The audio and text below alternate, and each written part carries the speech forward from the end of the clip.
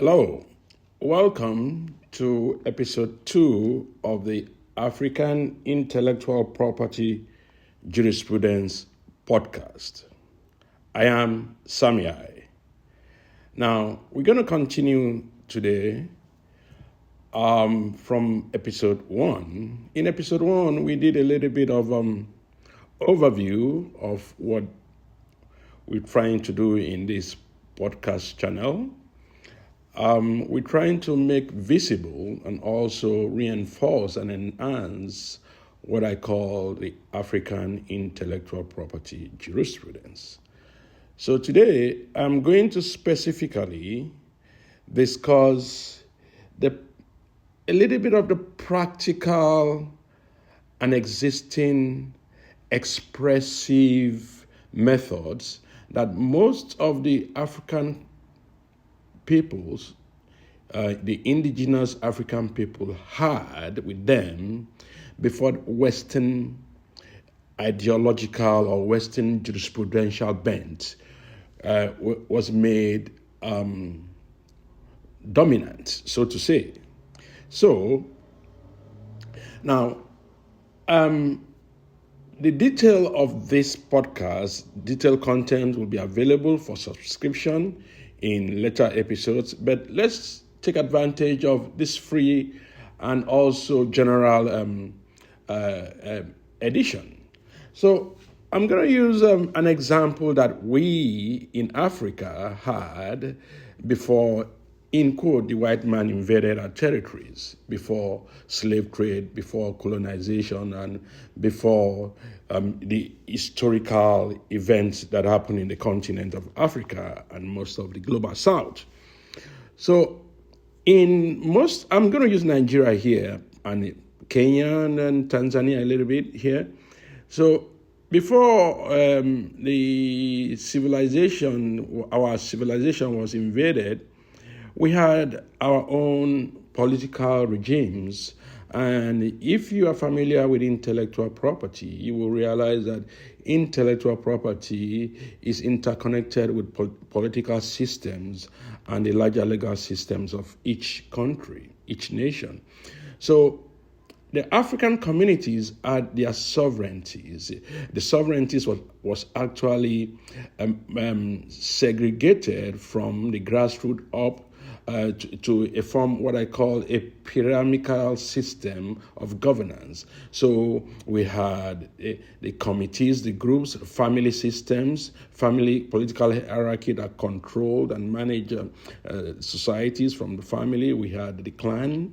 From the clan, we had the larger groups of communities. So if there was a problem in a community, the elders of the family are obligated to deal with that situation. If they couldn't deal with it, they pushed it up the ladder to the clan. From the clan, you now go to the larger community hierarchical system. So we different communities had different names for the sovereigns, the unit sovereigns in the family.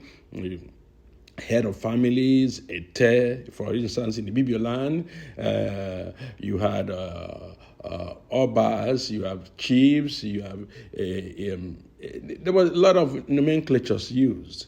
So this, is that relevant to intellectual property management or intellectual property governance? I'm going to show you that in those times, and it still exists now in some of these communities I'm talking about, in Nigeria, it exists, in Ghana, it exists, that we had societies that magnified our cultural, indigenous and traditional cultural expressions. I mentioned in episode 1, Eyo, E-Y-O. Eyo is a traditional, mostly found in the western Nigeria, in the Lagos area, Eyo masquerade. We had NCDB. NCDB is a graphic method, a secret method of communication that those people used to communicate amongst themselves.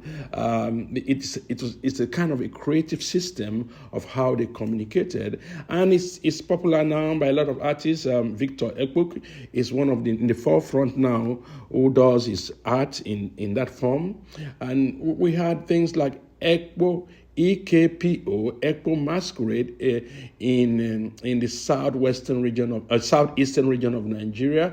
We had societies like Ekpe in still the southeastern part of Nigeria. Those are examples of how the political system protected and managed cultural expressions. So it is through this political system that they use their regime, their jurisprudence, their indigenous jurisprudence, to make you not encroach, make you not infringe. Because if you are not a member, for example, if you are not a member of the Ekpe masquerade society, you couldn't use their methods of creativity. You couldn't use those creative methods. You couldn't even wear their attire, their fashion. So you see, these are traditional, indigenous to the global south,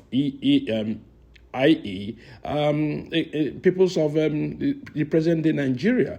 So if you take it now to the contemporary intellectual property that has been dominant or that has been propagated in a dominant Western fashion, you will see that there are all similar traits. There are all